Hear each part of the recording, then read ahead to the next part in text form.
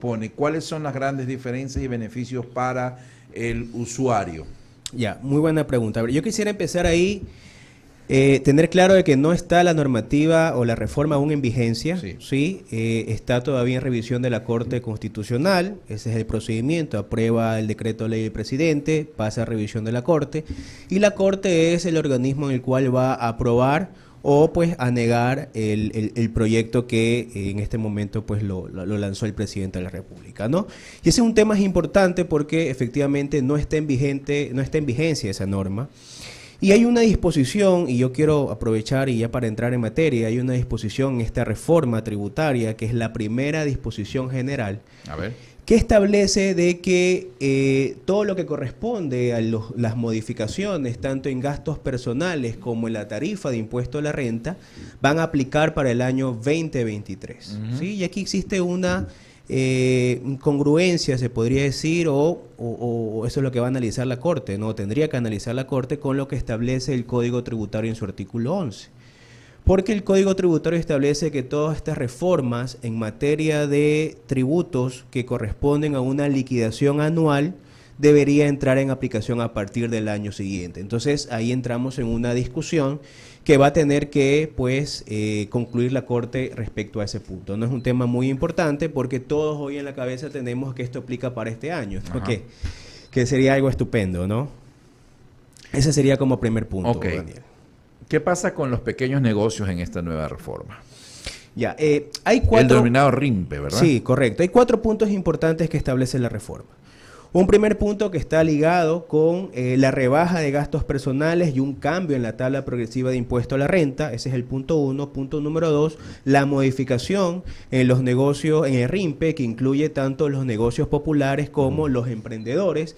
Y básicamente las reformas están orientadas para negocios populares. Recordemos que antes había una sola tabla progresiva, tanto para populares como para emprendedores, pero lo que hace ahora esta reforma es dividir y establecer una tabla específica para negocios populares que básicamente los que perciben un ingreso anual hasta $2.500 pagan 0 impuesto a la renta y a partir de $2.500 hasta $20.000 de manera progresiva de $5 hasta $60. Eso, ¿cuál es la diferencia entre negocio popular y emprendedor? Que Sí. Además del, supongo yo, de los ingresos que perciben. Sí, básicamente son negocios mucho más pequeños. Por ejemplo, en esta reforma lo excluyen ya los artesanos del régimen de RIMPE, por ejemplo. Ya no van a pagar tributos. Ya no van a pagar tributos. O bueno, ya ya no entran en RIMPE, más bien entran al régimen general.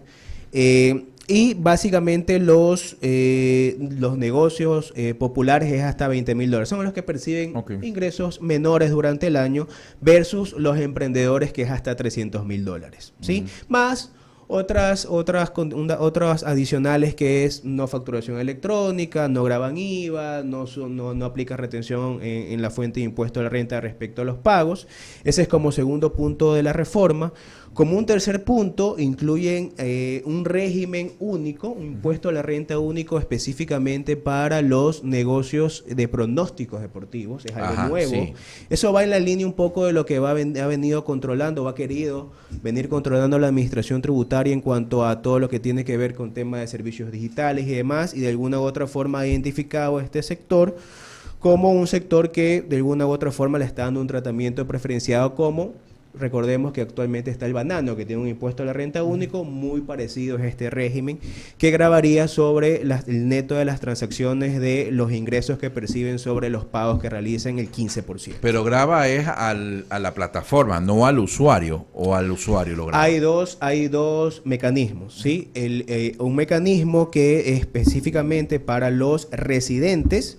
Y los residentes, en este caso, que tienen estas plataformas de pronósticos deportivos, son quienes van a gravar, como mencionaba, respecto a los ingresos que perciban versus o restándole los pagos que realicen a estos jugadores de las plataformas. Y hay otro tratamiento que es diferenciado para aquellos que son no residentes, que específicamente son los que juegan en plataformas no locales, sino del exterior, en donde ahí el impuesto a la renta va a gravar sobre el 15% sobre las transferencias que realicen al exterior. Estamos conversando con el doctor Vicente Pazmiño, quien es Senior Manager de la firma Andersen, especializada en asesoría legal y fiscal. El ICE también parece ser que tiene protagonismo, ¿verdad? Estos consumos especiales que también están siendo o van a ser considerados. ¿Cuál es el incremento allí? Así, no, básicamente se excluyen el tema del ICE en cuanto a RIMPE. Por ejemplo, son transacciones o productos que no están bajo esta categorización, sino que van para régimen general. ¿Sí? Yo sí quisiera acotar ahí, y por ejemplo yo traje aquí para verlo en números, porque a las personas lo que les interesa ver es el dato ya en números. ¿Cuál es el ahorro o el beneficio que tendría una persona natural con el nuevo cálculo en el impuesto a la renta? A ver. ¿Sí? Si hacemos una comparación 2021, en donde estaba vigente la rebaja de gastos personales, más o menos $14,000, una persona que percibía un sueldo mensual a partir de $2,305, a partir de ese momento recién pagaba impuesto a la renta. Okay. Versus el año 2022, que a partir de $1,691 pagaba impuestos. Es decir, veamos la brecha entre el 2021, que era 2.305, versus 1.691, que es una brecha importante. Si comparamos eso versus lo que propone la reforma, a partir de $2.059, si yo percibo un ingreso mensual de $2.059, a partir de ese momento empiezo a pagar impuesto a la renta. Si lo vemos ya en un ejemplo práctico, si yo soy una persona natural bajo relación de dependencia o de libre ejercicio profesional que percibe un sueldo mensual de $3,188 en el ejemplo. Por ejemplo, Wendy. Por ejemplo, por lo menos los 88 centavos. Un sueldo mensual de $3,188 en el escenario actual, sin reforma, pagaría $2,376 al año de impuesto a la renta. ¿Sí? Aplicando la reforma sin cargas, ¿sí? Recordemos que la reforma trae consigo, más allá de la deducción adicional, yo puedo, y esa deducción va a irse incrementando a medida que depende del número de cargas familiares que yo tenga, que puede ir de 1, 5 o más cargas familiares, siendo 5 el máximo, que puede ser hasta 20 canastas básicas. Yo aplico los 3.188 sin cargas y ya tendría un ahorro del 25%, es decir, que pagaría $1.788. Y si aplico el máximo de cargas, solamente para concluir, yo no pago cero impuesto a la renta. Si yo lo comparo con el escenario actual. ¿Cuántas cargas? 5 cargas o más. Okay. ¿Sí? Y recordemos, bueno, aquí se especifica también que el caso de que yo sea dependiente de algún familiar que tenga hijos, cónyuge que tenga enfermedad catastrófica y demás, pues puedo aprovechar el máximo de deducción de gastos personales. Entonces, si vemos que en dólares es un ahorro bastante significativo, bastante importante. Doctor, permítame, saludo, se incorpora ya a nuestra mesa de información, el abogado Eduardo Mendoza Estrada. ¿Cómo estás, Eduardo? Buenas tardes, muchas gracias, Daniel. Doctor, yo quiero ir directo al punto y es respecto de lo que se viene. Yo sé que estamos hablando un poco de la reforma tributaria y de los beneficios que se van a poder tener, pero estamos viviendo un momento en el país en el que pues no tenemos asamblea y el presidente puede dictar determinados decretos económicos que estén pues a favor de lo que solicita pues la Corte Constitucional. La Corte Constitucional también tiene que aprobarlos previo dictamen de la Corte Constitucional. ¿Qué le sugiere usted como representante de Andersen al presidente en estos momentos? ¿Qué necesita el país? Porque es importante no mencionarlo, no topar el tema, porque puede ser, como le digo, es la coyuntura del momento. Cuéntenos un poquito. Sí, a ver.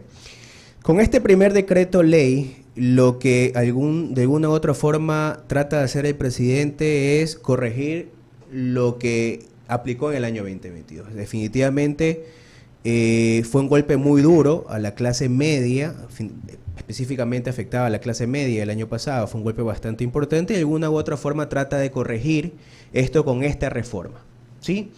Yo creo que es un alivio, ¿sí? Pero así como es un alivio y ahorita estamos viendo que efectivamente habrá un ahorro, hay que ver qué es lo que se viene. Y lo que se viene es que en la práctica va a haber el Estado va a dejar de recibir más o menos por este tema de impuesto a la renta, sí, un hueco fiscal más o menos de 196 millones en impuesto a la renta. Si bien es cierto, va a recaudar más impuestos por el tema de pronósticos deportivos, va a recaudar más impuestos por el IVA que ahora aplican para el tema de espectáculos públicos. Este tema de la reforma de RIMPE lo que va a hacer también va a haber un incremento en el tema de impuesto a la renta, porque ya las actividades que hoy están regladas bajo el RIMPE, específicamente van a estar esas, y las otras van a migrar a un régimen general. Entonces, pero definitivamente va a haber un hueco fiscal ahí. Entonces, ¿qué es lo que se viene? Más controles, ¿sí? Y eso ya lo hemos venido sintiendo, porque en este año la administración tributaria, y partiendo desde los más grandes hacia abajo, los famosos grandes contribuyentes, ya la administración ha emitido requerimientos de información, inclusive antes de que estas mismas compañías presenten su declaración de impuesto a la renta, pidiendo la información del mismo año 2022, ¿sí? Entonces... ¿Y eso ocurre por sospecha o porque no cuadra ciertas declaraciones? No, yo creo ¿O que... es algo aleatorio? Yo creo que están focalizando el tema en las compañías que pueden, primero, que tributan mucho más, y segundo, que también a su vez pueden controlar a otros contribuyentes, porque estas compañías tienen transacciones, ingresos y gastos con muchas compañías, muchos clientes, muchos proveedores, y a su vez pueden realizar cruces de información. Pero no es novedad de que la misión del director y la administración desde el año pasado inclusive es establecer muchos más controles a los contribuyentes para, obviamente, tener una mayor recaudación, que va de la mano, y yo creo que va de la mano justamente con lo que pretenden ahora con esta reforma, ¿no? Eso también ocurre para las personas naturales, no solo para las jurídicas, ¿no? Por supuesto, así es. Esto aplica también para, específicamente para sociedades y personas naturales. Recordemos que también la administración realiza controles rápidos, y el año pasado se vio mucho de eso en cuanto a cruces de información, y automáticamente hoy presentas una declaración de manera mensual, tanto de IVA como de impuesto a la renta, y el día siguiente ya tienes un correo del SRI que te dice identificado diferencias, justifícame. Entonces ya es automático ahora el control, que ahora le toca al contribuyente pues ejercer ahí primero una revisión previo a, y segundo la justificación de ser el caso, ¿no? Pero eso es lo que yo quería también, o sea, no me terminó de responder. Cuénteme un poquito, doctor, su perspectiva, su opinión. ¿Qué debería de hacer el gobierno en estos próximos 6 meses? Hoy el presidente firmó un nuevo decreto ley, ¿sí?, que está relacionado con zonas francas, ¿sí? Este decreto lo que trata de hacer es justamente que vuelvan a invertir acá en Ecuador, se vuelvan a reactivar estas zonas francas, incluidas las sedes, y el propósito es, por un lado, aliviar la carga impositiva, vuelvo a insistir, a corregir el error de alguna u otra forma que se cometió en el año 2022, y segundo, reactivar la economía tratando de que vuelva la inversión por par, ya sea local o del exterior, ¿no? Entonces, está tratando de, en este tiempo que tiene, tratar de alguna u otra forma, reactivar la economía. Interesante lo que menciona el tema de las sedes, justamente, sí, respecto de ellas. Para los que no entienden o no saben lo que son las sedes, porque es importante que lo sepamos todos los que nos escuchen a través de la 98.9 FM, son zonas especiales de desarrollo económico. Son zonas, prácticamente zonas que no tienen impuestos, ¿verdad? Si sí, mal no es me correcto, equivoco. es correcto. Pregunto, ¿cómo sería una sede? ¿En dónde se sugeriría por parte de ustedes tener una sede en el Ecuador? Cuéntenos un poquito qué opinión le merece el tema. Yeah. Estas sedes normalmente están relacionadas con inversiones importantes en los sectores más importantes de la economía, agricultura, pesca, normalmente son específicamente dirigidos a esos sectores.